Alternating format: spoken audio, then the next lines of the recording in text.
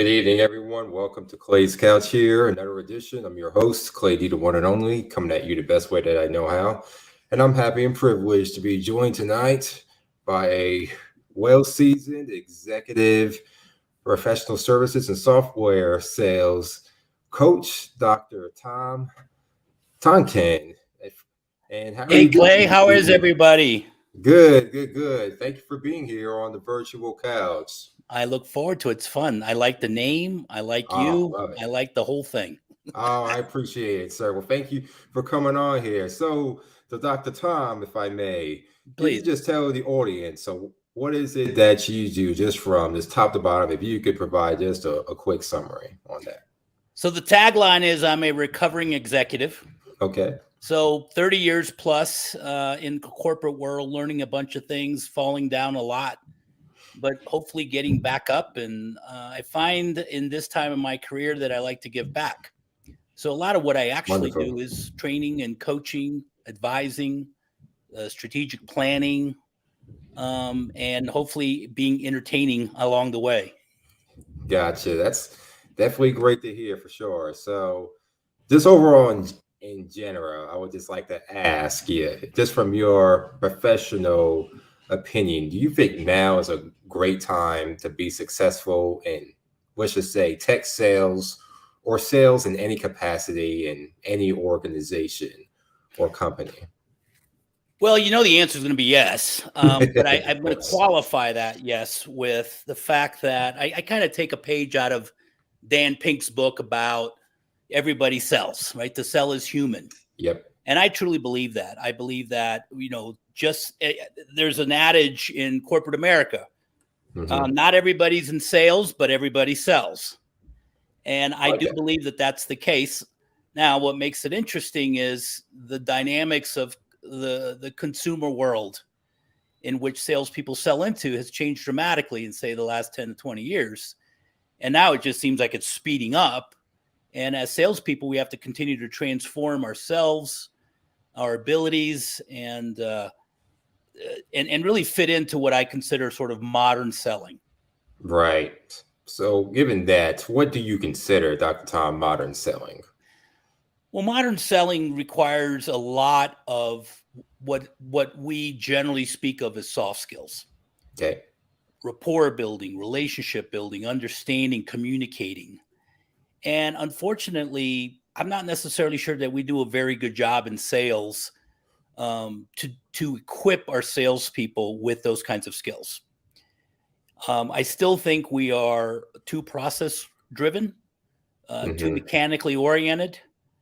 And one of the biggest mistakes that I continue to see, and it unfortunately propagates right here in LinkedIn, is that the consumer has more information about products and services that any salespeople have. And that's called Mm. information asymmetry.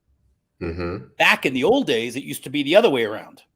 Salespeople had the most information. But with Right. the advent of technology and all the processes in place, I would venture to say customers have never been more equipped to buy, and so therefore salespeople are more apt to be successful if they think of it as a buying cycle. No, not a selling cycle. Right. I see. That's definitely a very good perspective there, Dr. Thomas.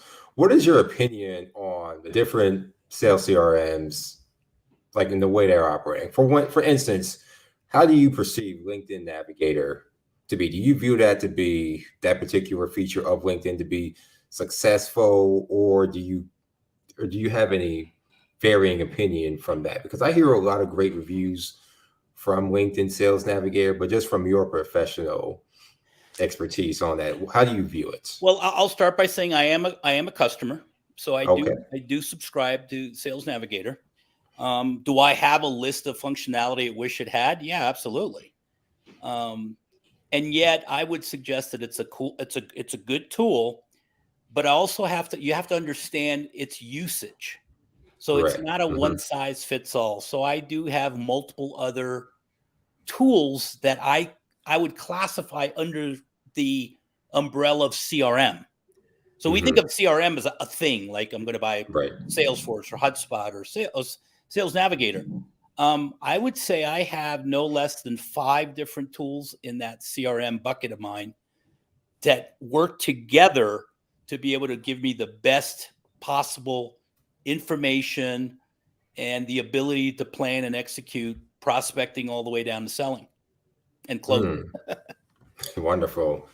So given that, do you have within your CRM tool belt Salesforce, HubSpot, Marketo, Monday, Oracle, Pipedrive, or even I have half SalesLoft? of what you just said, Okay. Okay. What are right? those? So I have What's in that hat? Salesforce, I have HubSpot, I Okay. have Monday, I have Seamless, I Okay. have Navigator, and then I have some what I would consider more productivity tools Mm-hmm. that enhance these things. For example, I have Lucid Chart, which is Okay.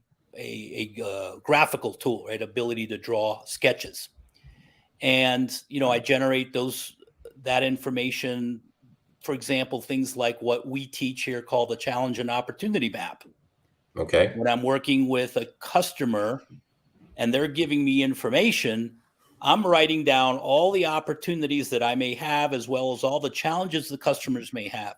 Here's Mm-hmm. here's an interesting little pithy saying that I'll leave everybody with is not everybody in your account has all of the information, but all of the information is in your account, Mm. I right? like that. So what I will do is I will map out a strategy, if you will, as to how I'm going to prosecute a particular account. And I will have empty boxes. And I will ask questions about maybe these empty boxes. And the person in front of you, let's say it's you, Clay, and I say, ask you a question, and you say, I don't know, Tom. I'll say, okay, great. The next question would probably is, do you know somebody who does know? As opposed Mm-hmm. to sometimes salespeople think that if Clay, if you're my coach, you are the Okay. universe of information. And that means if you don't know, it doesn't exist. And Mm-hmm. that's a huge mistake. And so the idea is that you want to traverse all the different possibilities within your account and be able to not only get the information, but start mapping where it is that you can help people. Right. And anyway, so I get to, that. to Yeah. circle back to it, I use Lucid Chart to create the document to then upload into the different CRMs that I use. Okay. All right. I definitely answers that for me. So just kind of just to piggyback on that, Dr. Tom, for sure. Do you feel with all these new features from different CRMs and such, do you believe that there is a place for the current sales structure, such as particular roles? I'll give you an example. Do you Would you agree that maybe AI or maybe some of these features within these CRMs are kind of slowly but surely eliminating the need for an inside sales rep or even a sales development representative, for which I'll use the lingo SDR for the sake of this conversation, or Sure. maybe even an account executive? Do you kind of seeing a chipping of away of those particular roles as we see more of technology being more embedded into the sales process from top to bottom? Not right now. Okay. And Okay. I'll tell you why. I actually had an email from an analyst that sent me a question asking me, basically asked the same kind of question you just did. Mm-hmm. And I'm going to lay out sort of the basic premise of my views there. Number one, I have no doubt that AI, machine learning is just going to evolve from a technical perspective. And it'll just get better and better and better. However, here's my challenge with this is there's an aspect of ethics and morality that needs to be taken into consideration that right now AI hasn't figured out. And so I use the adage, as a matter of fact, I have a blog post that's going to either publish soon or has published called Just Because You Can Doesn't Mean You Should. Like that. And so there are moral and ethical implications when you're creating relationships with anyone, including your customer. And just like we started at the top of the show, I believe that sales skills, are a soft skill, a people skill job. Yeah. So you're asking a very cognitive question, AI, intelligence, about a effective emotional job. So I think the paradigms don't connect yet.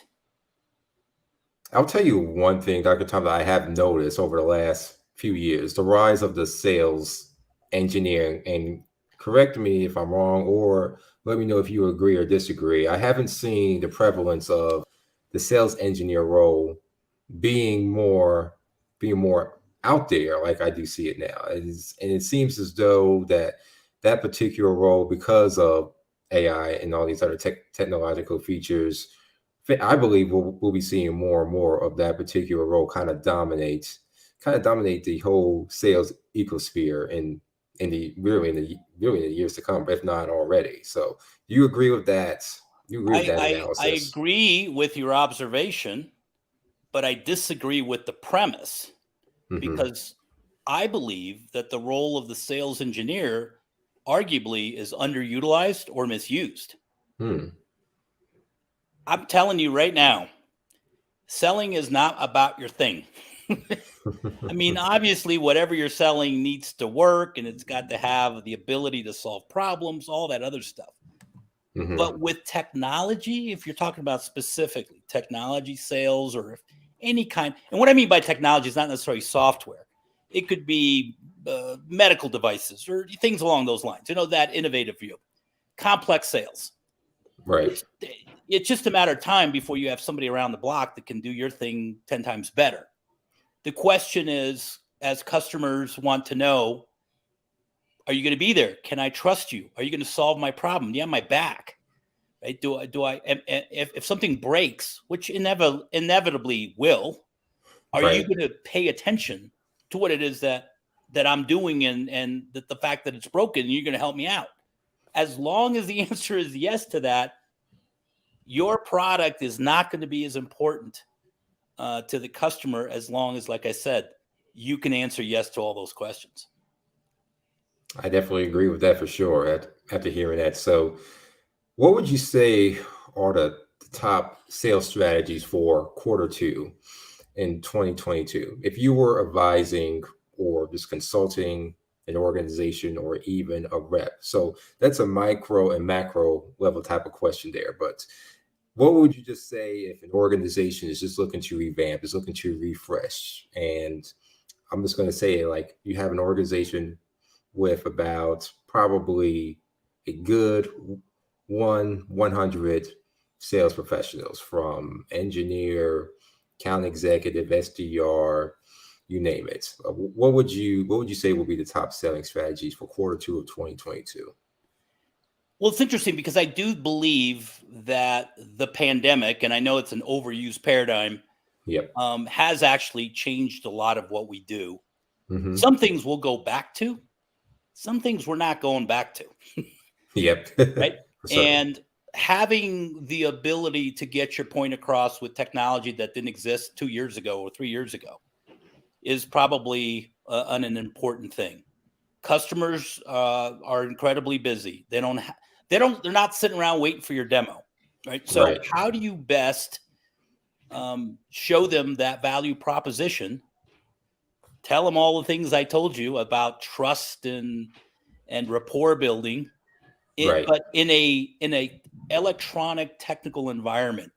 I call technology, and this is what we actually do at the Sales Conservatory, is what we Yes. try to teach our people is how to use technology as a proxy to human connection. How can I get my point across with all sorts of technological advancements and movement towards that? You can't see it here, but I'm actually in a studio. Okay. I have an electronic internet enabled whiteboard. I Hmm. have all a bunch of cameras and lights. I have all sorts of microphones everywhere, things that you Hmm. may not even be able to see. Yep. Cameras, 4K, this and that, the other. This is the way of not of the future, of now. Yeah. Whoever would have thought that these are selling tools 2 or 3 years ago? So that day-to-day operations and how you can refine that is probably my number one piece of advice. Because like I said, some things we'll get back. Hopefully we'll get to see summer concerts live without a mask and all Yeah. that. Some other things, my friend, are not coming back. Right. Like the old days of the outbound or the outside sales rep. Do you feel that that role is endangered, if not extinct already? I don't, with the big caveat of, can I do everything I just told you would do in that position? Right. And I don't know. I don't know. I think the being better equipped on messaging and better equipped on problems, but how do I communicate to someone else that I actually know what the problem is or how to solve it, or at least give somebody a confidence that I can. And these are things that we teach, how to build trust fast over technology. That's a hard thing to do, but that is now a requirement as far as I'm concerned. Sure. Just to elaborate on that more, what are your thoughts on storytelling in sales and this, if you want to call it, this new way of doing sales? Like, what are your thoughts on that, and what do you think the best practices are of storytelling in sales these days? I'm a big storyteller. Okay. Clay, as you might imagine, everything we do here is research based. We have original research. We partner with other research companies, and there's a reason why storytelling actually works. And I'm going to describe it to everybody so then people can sort of hopefully use it to their advantage. The reason storytelling works really well is because it connects your right and your left brain. Your right brain is abstract. Your left brain is the concrete thing. Sometimes we're only selling with one side of the brain. Storytelling actually does both. It uses the story itself from an abstract and lights up the right side of the brain, while the information about the story, maybe a metaphor, an analogy, an example, are stored on the left side of the brain. And what really happens in the brain is there's a connection that gets formed pathologically, like a connection between those two parts of the brain. You actually grow your brain with that information. So not only do I tell stories to help sell, but I tell stories so you can help sell. Like, for example, if I'm on the phone with you or on video conference, and I am like this phenomenal sales rep and I sell you something and you really like everything I said and it's great, and you hang up and your boss says, "Hey, how'd it go with that guy?" And you say, "Man, Tom's phenomenal. He knows his stuff." And he's like, well, what did he say? He's like, "Well, I can't remember, but he's really good. I just remembered that he knew his stuff." Well, do you think we need to call him back and present to the rest of the team? Yeah, I think so, because I can't remember what he said. And so you call me back, and I get all excited. I high five myself, right? Because you're like, "Hey, you're calling me back." And what do? I do the same thing, right? I do the same pitch. And eventually it gets to be a point where I have to come in every single time, and because nobody really understands or takes away the message, or in this case, the story about what it is that I'm selling. If I use stories while I'm selling, you can go to your boss and say, "Yeah, let me tell you the top 3 benefits that Tom brings to this company. And I believe we can connect them to these problems. And I think we can find budget here and there." And then you now have instant sales force within the company because they can carry your message forward. Wow. I love that for sure. That's definitely some good analysis. I really do believe that when one rep is demoing, or an AE, or even an SDR, depending on the structure of the organization, that you really do need to have have some good stories to tell, being able to relate to the product as well as the prospect. Because I definitely believe, and you can tell me if you agree or disagree, that when you have them, you have really a good 15 to 20 minutes to really hook them in, especially if you have one like in the middle of the afternoon, and there's always that initial fear, like, okay, especially on Zoom now or wherever, or that I hope they don't no show. So when you see them, you're happy, and it's all about grabbing their attention within those first several minutes. And if you're not gravitating to them, it's just you're gonna end up, or anyone's gonna find themselves in a pretty problematic situation. You might not even get a next call or pricing call or even a closed deal. So I definitely think that we should use storytelling in many elements as we can, even if we gotta create a presentation ourselves within our own pitch decks. And yeah, even making our pitch decks very creative, or so, because you have to grab their attention for that certain amount of time. There's something you just said that I want to piggyback off. Sure. Is the amount of information that people remember. Mm-hmm. So here's another thing that we teach, and this is a freebie for everybody. Cool. Our memory, our brains very much work like a computer. You have memory, like RAM, like all the stuff comes in, and then eventually you got to get into long-term storage. What people don't understand is that the short-term memory, which is in the hippocampus, can only hold somewhere around 15 to 20 minutes worth of content. Mm. And so what happens is the minute you get to like minute 21, I mean, it's obviously somewhere around there, but you overwrite minute 1. So if I give you a 2-hour presentation, you're only really going to remember the last 20 minutes of that 2-hour presentation. Yeah. And so not only do our courses that we teach, they're all less than 15-minute chunks. All of our presentations, every time I talk to a customer, maybe I have an hour meeting, but I make sure I manage that 15 minutes that they have to make sure that the most important thing that I want them to walk away is repeated in that last 15 minutes. So, for example, I'm sure you've watched many TED Talks. Everyone always says, that's really great. I really like TED.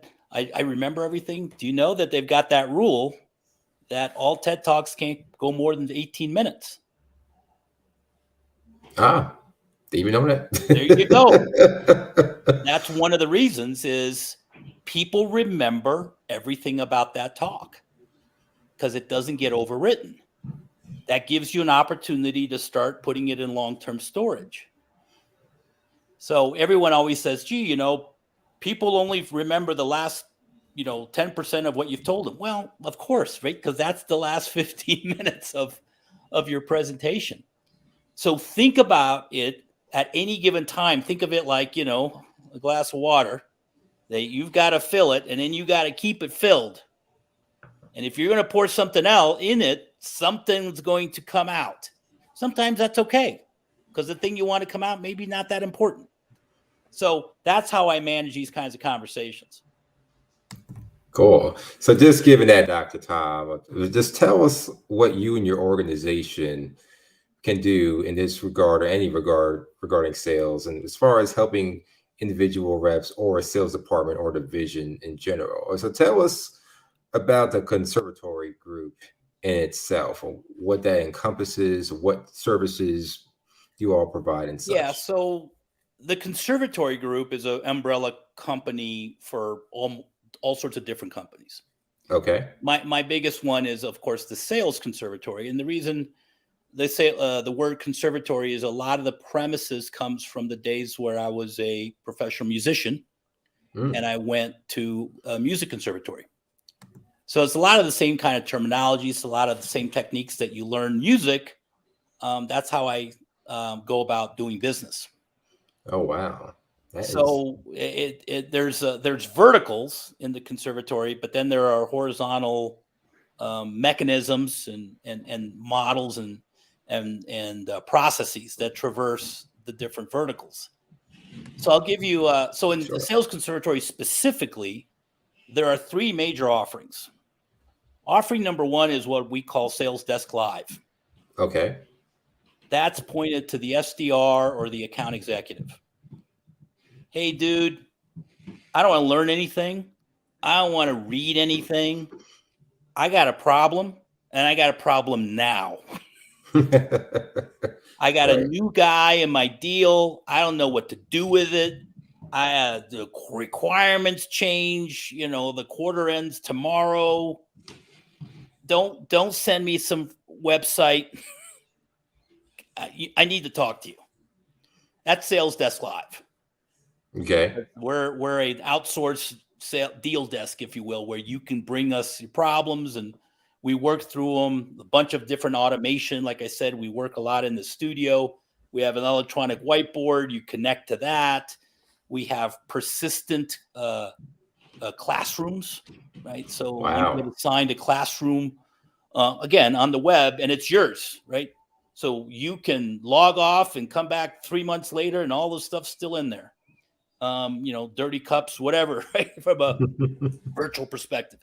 The second offering is, of course, the courses and the training, but we do it differently. We have asynchronous, so you can log on and you can watch, but we also have synchronous, live things like you and I are doing right now.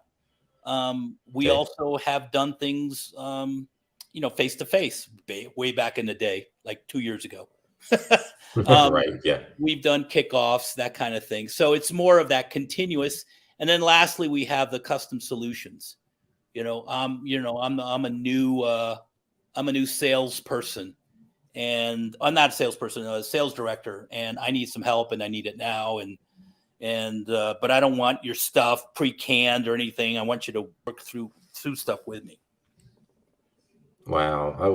I love that for sure. So just given all of that, I've also read that you are an advisor for various other organizations. What organizations are those? If you could review Yeah, that so information. I'm an advisor for SAMI, which is Okay. a soft skills startup company. SAMI Okay. stands for Smart Answers for Modern Issues, SAMI. Lideranza Group, which is a women-owned diversity, equity, and inclusion company, and I do some research for them. Rise Equity is another company that I help with.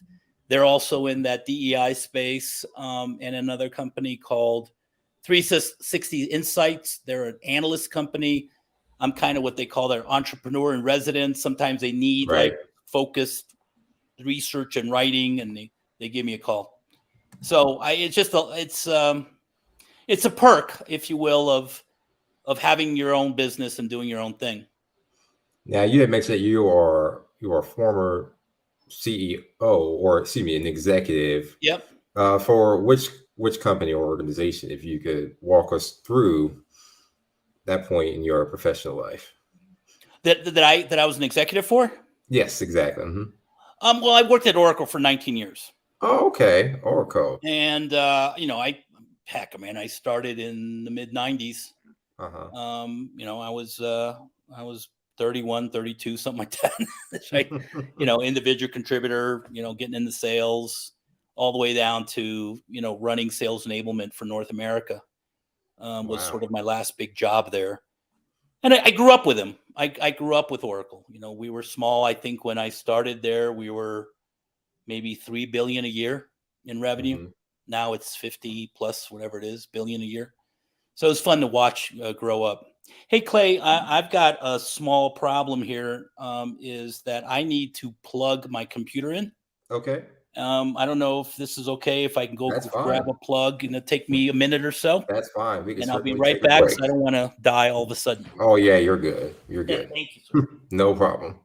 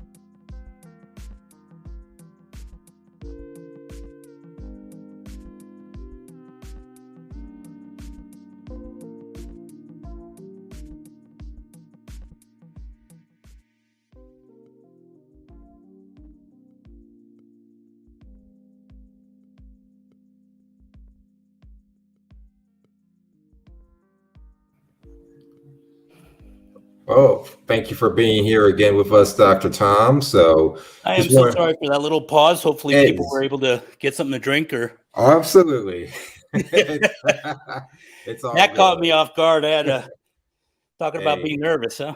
yeah, it's all good. So, Dr. Tom, also see that you're also an adjunct professor.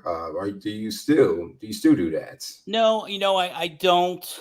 I want to get back to it. Mm-hmm. Um, I did it for about 6, 7 years, Okay. and truth be told, I stopped because I felt as if my students were getting all of me, Mm-hmm. and wasn't fair to them. I have a Mm. lot of things, as we just mentioned, that's going Right. on, and but I miss it. I miss it tremendously. And I've got to say no to some things here for me to get back into it. But yeah, so University of Arizona Global Campus, Okay. I was their organizational behavior professor. All right. So I taught leadership. I taught organizational behavior as a whole. I did some strategic marketing stuff as well. But my cup of tea is organizational behavior. That's my whole academic background. Oh, okay. So definitely really rounds out your wonderful resume and such. I would like to ask just what Please. are you comparing teaching in an academic setting, obviously with organization or leadership or even sales and marketing, how does that compare to coaching to organizations or companies when you're talking about sales? I mean, I guess let me simplify this: is what ways do you teach sales in an academic setting if you do or have done so?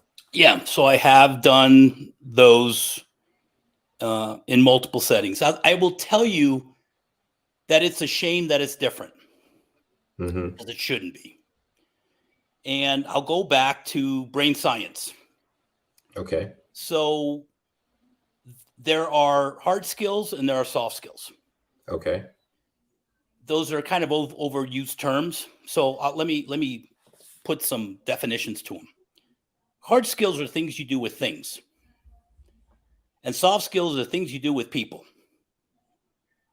So anything you do with a thing, that's a hard skill. For example, coding, filling in your Salesforce, following a methodology. Those are all hard skills. And hard skills are located right here in your prefrontal cortex, physically in the front of your brain, where things like, right and wrong, judgment, all those things are housed right there. But soft skills, things you do with people, communicate, rapport building, anything you do with people actually is in your limbic system, which is kind of like sort of right in the middle of your brain, completely different place. So one of the things I don't think we quite understand is you also need different teaching methods to get to different places of your brain. So if I'm teaching you hard skills, what do? A lecture, a course, a video, a book, they all feed in here. They don't feed in here. Unfortunately, a lot of the training and academics and in corporate America, what they've done is they said, look, I taught people how to do algebra this way, and it seems to work. Why don't I just do that with soft skills? And it doesn't work. So I always ask, you can ask anybody on your show, trainers and teachers and corporate people, and ask them, does anybody ever call you to say, Clay, I'm having a really hard time teaching people how to do Java. Can you help me? No, I never get those questions. What do I get? Leadership, communication, crucial Yeah. conversations. Yep. Why? Because people are using the prefrontal cortex cognitive methods to fill my limbic soft skill methods in my brain. That is the highest level of teaching. And by the way, I call myself a learning facilitator, not a teacher, Okay. because it's more outcome based. Right. If I teach somebody, that's effort. Right. If I facilitate your learning, that's outcome. Right. Okay. So if that's the highest level of those two methods, I would love to see that being done at the academic level as well as in the corporate level. Right. So it seems like I've come to the point where for anyone who's like coming up through school or even want to get their MBA, I think a good blend of psychology and obviously some business courses or even some leadership organizational courses would be very beneficial, especially the psychology, because I did not realize how much of that aspect plays a huge role in all of sales, to the pitch of your voice, to the tonality, to every second. Yep. Like, this matters. I'm going to tell you another two courses that I would love back into technology as well as sales and business that for whatever reason have disappeared: philosophy and logic. True. It's amazing, Clay, to see people not understand how logic works or not understand what philosophy means or any kind of theory. For example, I'm doctor, I'm a PhD. Okay. Sometimes you've got salespeople see me coming. Oh, I don't need that academic theoretical crap. I need to learn something. Yep. The first thing I say is, wait, where do you think all that learning came from to begin with? How do you think Zoom is working or whatever streaming technology we're using? It came because someone had a theory that said, if we put A, B, and C together, we might be able to make this thing work. And then you go try it. But no one ever says, let me try a bunch of things and maybe eventually I'll fall on it. It never works that way. So if people understand philosophy, theory, and logic, now you can construct a basis of thought to be able to, to move into a practical perspective of testing. How do I actually create a hypothesis and test a hypothesis at a customer level? People don't know how to do that. And like I said, it seems kind of mushy. I mean, it was funny because when I went to college to get my bachelor's degree, I went to SUNY Albany. Okay. State University of New York. I know. I just sometimes run that off. I'm from the Northeast originally, so all right. I'm from New Jersey. They didn't have the degree I wanted, which was kind of sort of this organizational behavior, liberal arts kind of, philosophy kind of thing. So they had a generalized degree and you put it together. So on my piece of paper, it says Bachelor of Science in Liberal Arts, like a general, but underneath I did the philosophy, I did the theory, I did the organizational leadership, I did the psych, and put it all together. And I honestly believe that was a great springboard for me to do what I'm doing today. Okay.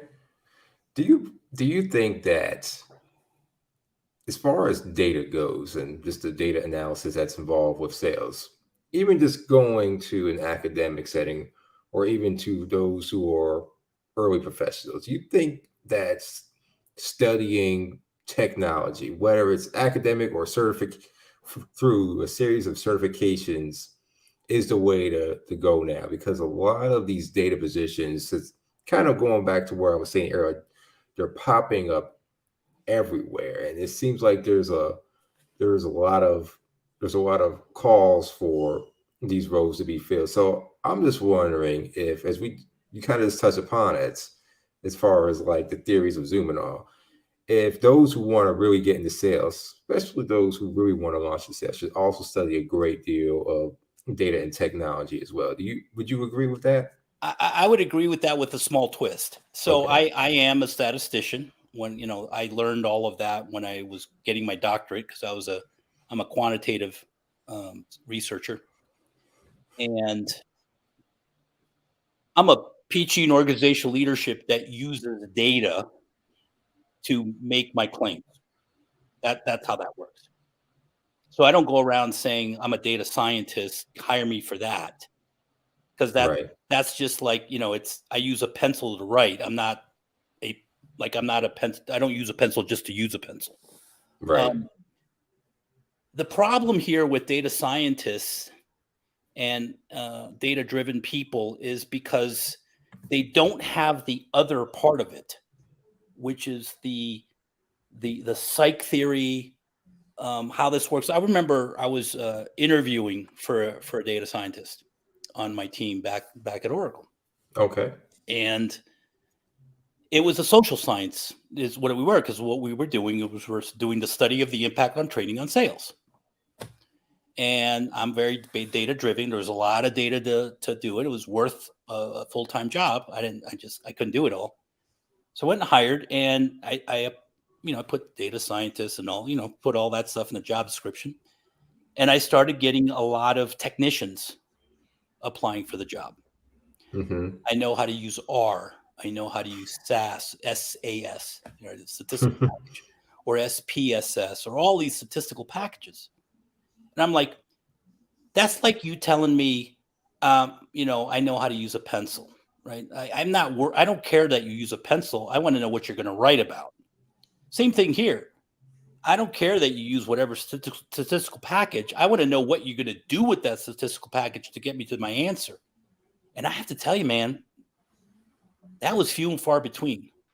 Everybody was relying on the technical side of that data, not on the functional or the business side of it. And I still see that today. That's still a worrisome for me. There was Mm, there's I an see. article. There's an article in again, I'm not talking out of school. People can look it up, but Sure. Amazon. This is going to tie up a couple ideas. Amazon had an AI recruiting project back. I think it was 2015 or 2018, somewhere around there, and they were recruiting using AI techniques. Okay. And after some study, they found out that their AI was more biased than the people that were hiring. That's because Wow. people were utilizing technology, but not really understanding the social science behind hiring for diversity. So of course they scratched it and all this other stuff. So this cuts two things, right? Number one, it's a little bit of what we're talking about. Number two goes back to the conversation you and I had earlier about my views of AI and where we are today. Right. So the technical thing to me, like I said, I don't want to diminish it. Technology can still be pretty complicated, but technology can do a heck of a lot of things. The question is, should those things be done, and are they being done correctly? Good point.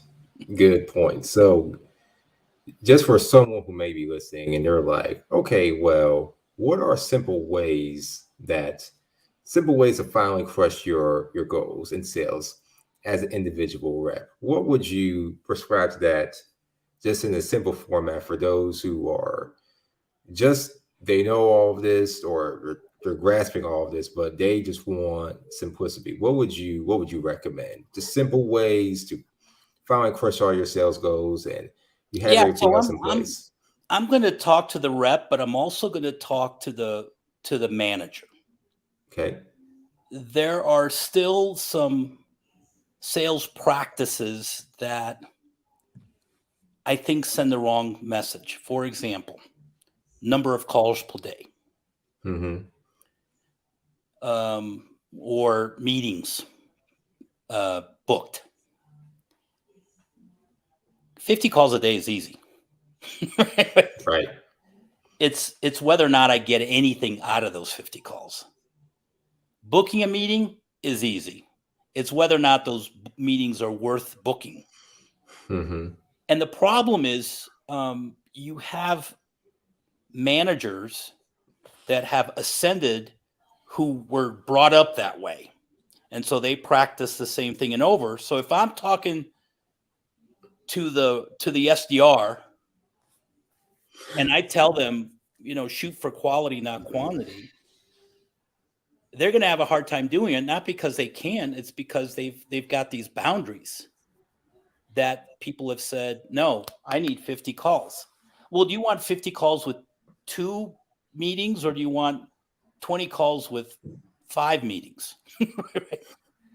That's what I'm talking about, right? And so if I take my time and say, well, instead of 50 calls, I'm going to do, 10, 15 calls.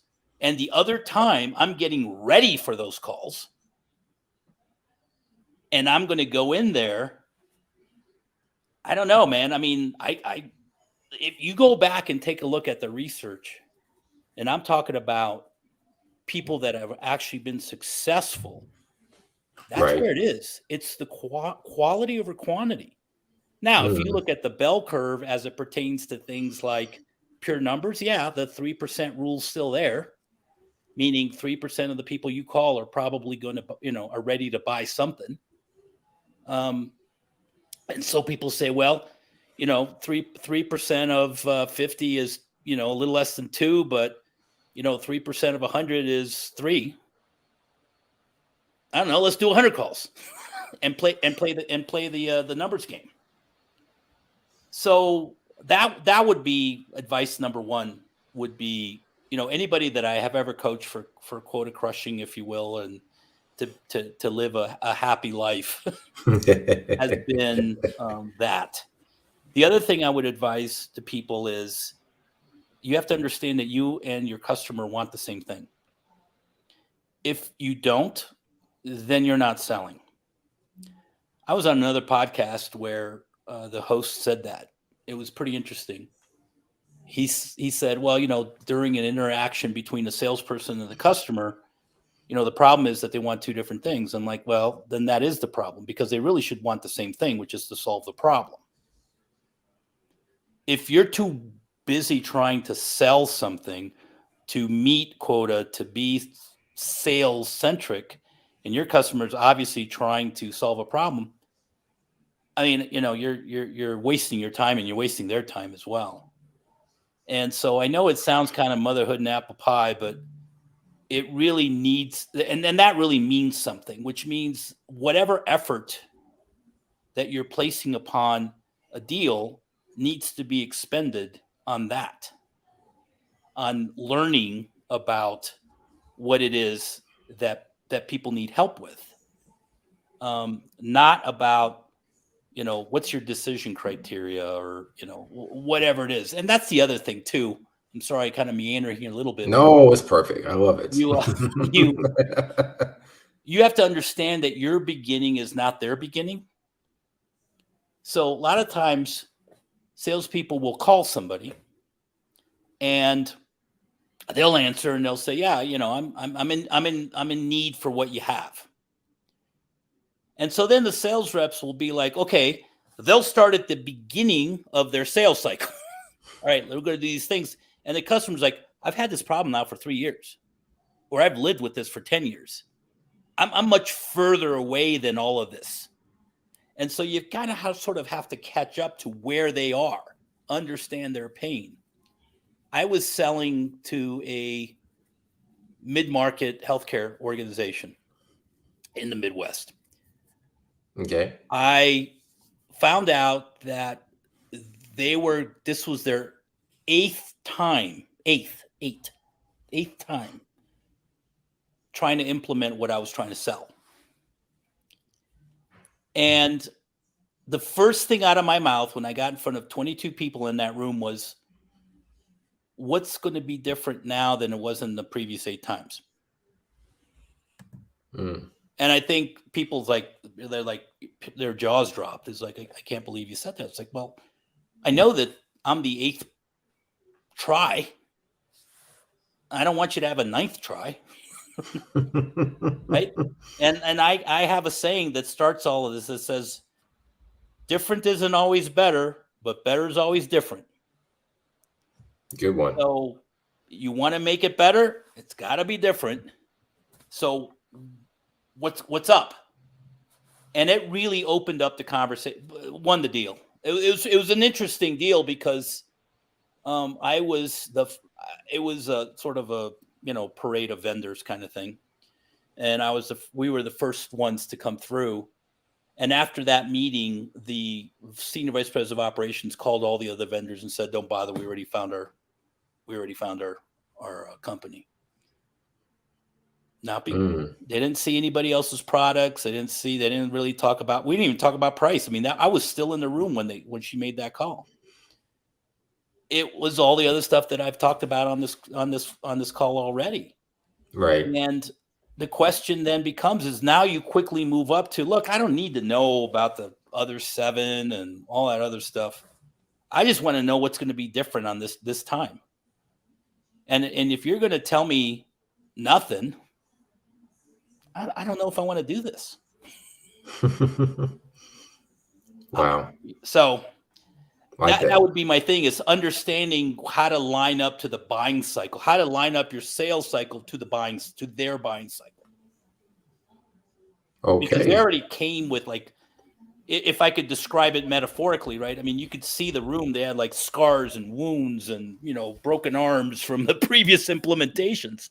Right. Right. Right. And you're walking in, hey, all bright, bushy tail, going, let me tell you all about my thing. It's like, obviously you have a good understanding of what's going on. I don't need to go there. You tell me why we're going to do it differently this time. Good stuff. I like that. Given that, so what if a sales rep asks you, Dr. Tom, how can I join the $1 million W-2 club? I'm going to say that again. How do I join the $1 million W-2 club? Meaning, how do I earn $1 million in commissions?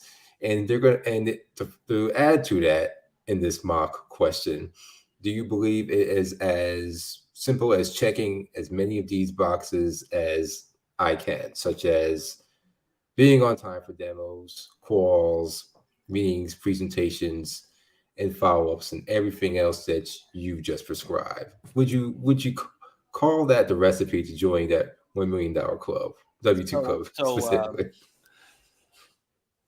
This was back in the heyday of Oracle. I was with a rep. I was actually selling consulting services at the time. Okay. And I was with the rep, and he closed a deal that gave him net 1.2 in one deal. And I remember him getting a check sent to him, the big Publishers Clearinghouse check to celebrate. So I'm not sure if those days are still around, but that was a lot of fun. I'm going to tell you how to do that. So the first thing you have to understand is, this is research that I've done around creating what are called sales competency models. One of the things that comes up every time I do this, and I've done this, I don't know how many times, people come with me and say, here's the 25 things that the rep needs to know and do, and skills and all that other stuff. And then we run the analysis. And I'm going to tell you, out of those 25, 3 to 5 of them get you there. The problem is people don't know which 3 to 5 are the ones that'll get them there. So what do? They do them all. And sometimes they miss them, or sometimes they don't have enough time. So this goes back to sales managers as well as reps. Understand what are those 3 to 5 things that actually move the needle. Number 2, you have to also understand that 80% of your revenue will come from 20% of your customers. Easy for me to say, sitting on here on a show with you. Right. Question is, which are the 20, and how do I have to do that? For you to answer both those questions, you have to know a lot more than what you currently know. Okay. And if you know that on a consistent basis, you will get to the $1 million club. Mm. Okay. Those would be the two questions that I would ask myself. I Gotcha. remember I had another sales rep. This was 2019, 2020. Okay. A recent, like those are right, that sales kickoff timeline, early 2020. Yeah, it was early 2020. It was like, and she was having a hard time getting. She was at, I think, 70% quota by June or July, and she kind of fessed up and said, I don't see it. I just don't see 100%. I'm like, 70% in June, July, that's pretty good. Still got another 6 months. She's like, yeah, but if I ask myself, I don't see the pipe. I don't see it. So we started those two questions. One of them was, let me look at your calendar. Man, her calendar was bloody, right? It was just like full of stuff. It's like, okay, you got to get rid of this stuff. I'm going to tell you another number for your audience. Okay. And the actual precise number is 42%. So you want to have a chance of making quota, you need to be spending at least 42% of your time in front of customers. Mm. That equates about 2 days, 2 full days. If let's just say it's a 40-hour work week with, I think those days are over, but let's just say it's 40 hours. Yeah. That's about 2 days in front of customers. Now, I may not just say in front of customers, researching customers, trying to figure out a problem for a solution, something to do with that. And I will tell you that if you're below 30, which is unfortunately a lot of the research, you just don't have a chance. You just don't know enough. You're not saturating yourself into the business well enough for them to know you and you to know them. So that's one of them. But you start looking at your calendar and say, well, what am I really doing? I mean, maybe your calendar says something, but what are you really doing? And you're attending the meeting and you're attending the webinar and you're doing this, and the next thing you know, your just calendar's full of stuff that really isn't one of those things. So we all have 24 hours a day. You just got to make good use of them. So I would think anyway, long story on that one is we started working towards that. She ended up at 347% of quota for that year and went to President's Club for the first time in her career. Why? Because we answered those two questions. Mm-hmm. What are the competencies and skills that you need, and who and what of 20% of those customers are going to give you that money? Mm-hmm.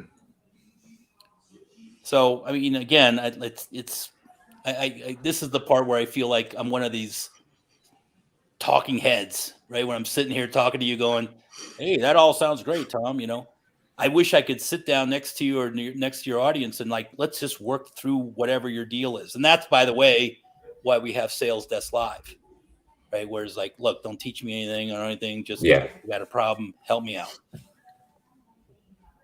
Okay. So instead of just talking about a particular rep, let's just talk about an organization. Now, would you say that it's really hard for poorly run sales organizations without very strong product market fit to sustain a lot of $1 million W-2 earners? And I say that because I would say that world-class sellers recognize this possibly and are always ensuring they are in an environment that can support it, because they know if their territory can support your earnings, they want. So would you agree with that? And what do you figure that?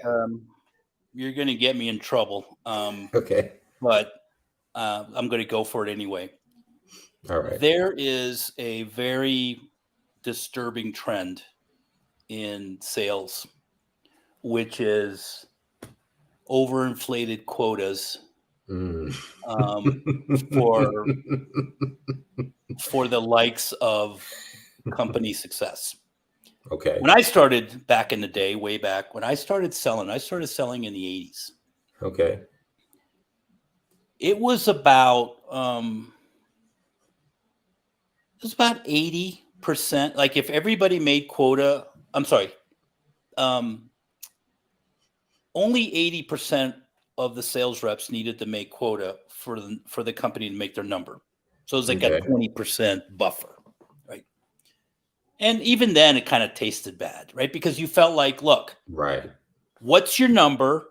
Divide that by the number of reps, manage it by territory, and, we're both in the boat together, right? And Okay. then, do you know what the number is today What is it? for fun? Sure. It's 63%. Hmm. So Okay. the company only really needs to be, on average, 63% of their people have to make quota for the company to make their number. Hmm. That doesn't, the problem with that little statistic and that strategy, it doesn't endear yourself to your salespeople, because you're selling, you're basically saying, I don't really believe in you. We're hedging our bets. We're doing quota inflation to save our butts. It's a bad vibe, right? It's just a bad organizational thing. I would love to see, a company come out and say, because you could, if you're a rep in a company and you listen to earnings, you can figure out pretty quickly what that number is. There's Okay. no rocket scientist there. Yeah. But wouldn't it be nice if, look, for a company to make the number, all of our reps have to make quota. That's it. 100% for me, 100% for you. Everybody gets their quota, commissions. Let's move on. You know why? Because what would happen then is companies would start giving up the resources that reps need to make their number, because they're in the boat with it. Heck, Okay. if you work for me and I need you to make 100% quota, hey, Clay, you call me anytime. I'll jump in there with you and help you out. Right? But if I got Clay and Joe and Sam and Mary and I know Mary and Joe they're going to knock it out for me, I'm like, yeah, Clay, good luck with that. Because I'm already covered with Joe and Mary, even though Right. Clay might be the guy next year that's going to do it for you. It's just bad business, my view of it. I would like to see it back closer to. And by the way, maybe 100% is ridiculous. There needs to be some cushion, because there's waves from territory to territory. Okay. But I think 63%, whatever, is just way, way too low. Okay. That's certainly very insightful there for sure, Dr. Tom. Yeah, here's the bottom line, man. I just Okay. think that it just creates a bad culture. That's my visceral reaction to that number. Sure. Man, without my own self saying too much, I will say this, that just from my experience, I do see quite a bit of burnout and a lot of individuals just doing away with these organizations because of that. And the expectations just start becoming even a little too far-fetched for the more robust and more accomplished reps or executives and what have you there. So I definitely do agree with what you're saying in that regard for sure. Just from my experience from being a rep in the AE and all others in between, for sure. And there are times where you think that you got the quota, everything in place, but then the next all staff meeting, all of a sudden the bar gets raised and you're just like, oh boy, like shoot, we got to make this work. Yeah, So quote never goes down, right? I mean, it's silly. And here's the other side of it is, I just think the pendulum is way too far on one side, because I understand that on the other side, you may have people that aren't as accountable or shouldn't be in sales, or and sales is a hard job, and there's I mean, that's the job, by the way. I mean, there's no two ways about it. So I don't mean that you make this unicorns and rainbows for everybody, but I think right now it's just the headwinds are too strong for people to actually adequately make decent quota money year after year. And that's one of the reasons why I was asking about the technological features and it potentially doing away with some of these roles, because is there a situation, and again, I'm speaking in hypotheticals here, Sure, that if this new technology just does away with these sales roles, or even if there's I would say a dystopian scenario to where these quotas just take too many people out of it, will go out of even the best ones, and you lose half of your team due to the technology. It becomes like a de facto outsourcing in the sense to the technology features and such. And that's one of the reasons why I was asking that from the very beginning. Well, here's my point. I mean, if you go down the path to making sales a mechanical process, and bring what you're suggesting, and I don't want to put words in your mouth, so jump in here. Definitely. But what you're suggesting is, if I go down this path and make it mechanical, predictable, whatever the term is, and try to use some AI, you're going to move into a commoditized market. I mean, face it. How do you buy utilities today, right? How do you buy water and power and, right? I mean, the utilities to your home, and it's like, I've got it on automatic pay. I don't even pay. I mean, it's not like I'm going to sit there and go, gee, let me call the electric company and bargain with them to see how much I want to pay this month. You kind of just sort of pay it, and it's a commodity. Heck, it's even a monopoly in some areas. Like, I can't go to another electric company and get, I mean, it's just there. So my point is, if you find yourself getting process automated and making it, e-commerce, but at a higher level, you're gonna commoditize your market or your piece of the pie, and then your differentiations all go away, and it becomes a game, a pricing game at that point. There's a book by Christensen. He just passed away. Professor out of Harvard, I think, who wrote The Innovator's Dilemma. But he had another book, the second book, called The Innovator's Solution, which I found that more practical. Right? I don't want about the dilemma, I want about the solution.